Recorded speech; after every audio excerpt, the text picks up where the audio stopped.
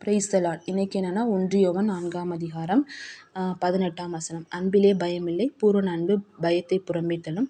பயமானது வேதனையுள்ளது, பயப்படுகிறவன் அன்பில் பூரணப்பட்டவன் அல்ல. நம்ம ஒரு உறவில் இருக்கிறோம் அப்படின்னா, ஒரு திருமண வாழ்க்கையோ இல்லை ஒரு ஃப்ரெண்ட்ஷிப் எதுவாக இருந்தாலும் சரி, அந்த உறவில் பயம் இருந்துச்சுன்னா அது ஒரு பரிபூர்ணமான ஒரு அன்பு நிறைந்த உறவே அல்ல.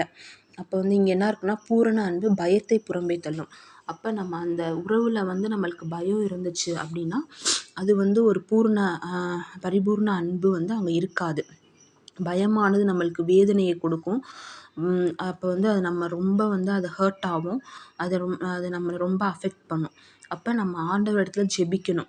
எந்த ஒரு உறவுகளுக்குள்ளே போகும்போதும், எந்த ஒரு உறவை நம்ம சூஸ் பண்ணும்போதும், அது ஃப்ரெண்ட்ஷிப்பாக இருந்தாலும் சரி, திருமண வாழ்க்கையாக இருந்தாலும் எதுவாக இருந்தாலும் சரி, ஆண்டவருடைய சமூகத்தில் கேளுங்க. இவங்க இருக்கணும்னா இருக்கணும், போகணும்னா போகணும், அப்படி கேளுங்க.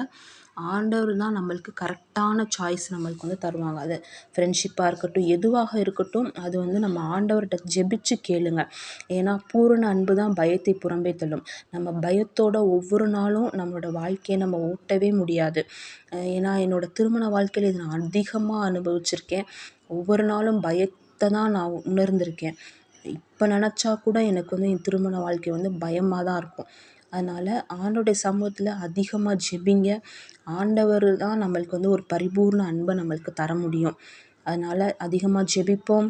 ஆண்டவருடைய பிள்ளையாக இருப்போம். ஆமேன்.